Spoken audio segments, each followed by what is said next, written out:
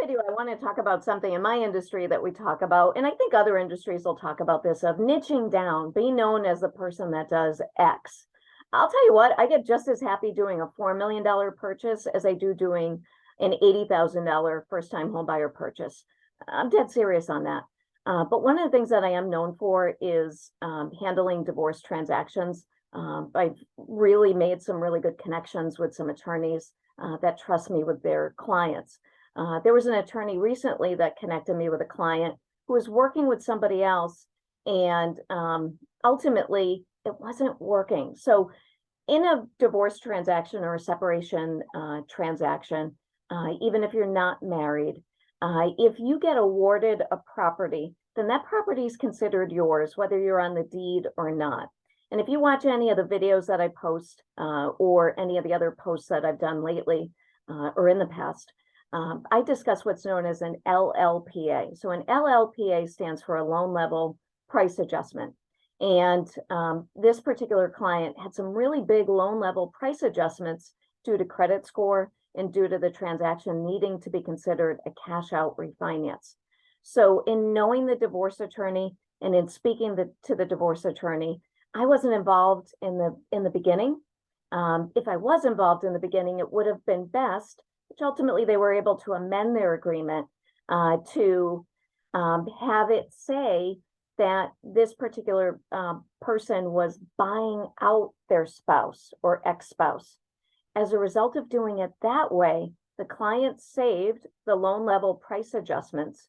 The transaction was able to be handled as a purchase because Fannie Mae allows for former family members, ex-spouse, to be considered gift givers. So if you're either considering going through a divorce or not sure what you should do next, reach out. I'm happy to have a conversation with you.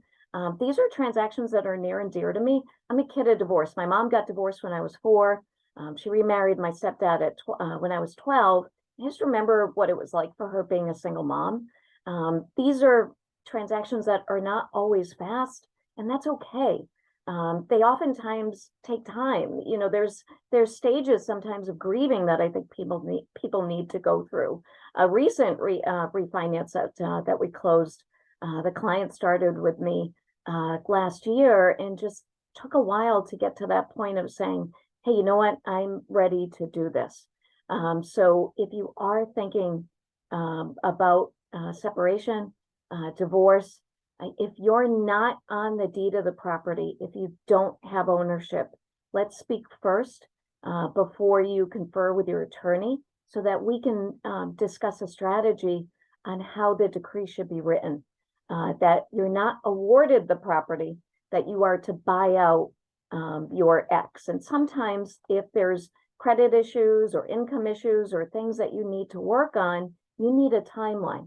And that timeline may say that, hey, you need 2 years to get this completed, or you need 5 years to get this completed.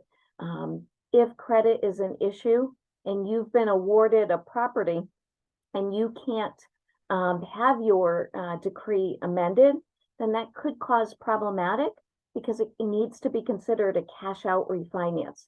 And in a cash out refinance, there is what's known as an LLPA, which stands for loan level price adjustment. Loan level price adjustment for the cash out, and in some instances, loan level price adjustment for credit score. I know what it's like. It's sometimes a really hard thing to go through because you've got to, sometimes just get your whole life rearranged, go through whatever stages of grieving you need to go through. I know no one decides to get married and says, hey, I can't wait to get divorced. But we're here to help. Reach out if we can help. Thanks.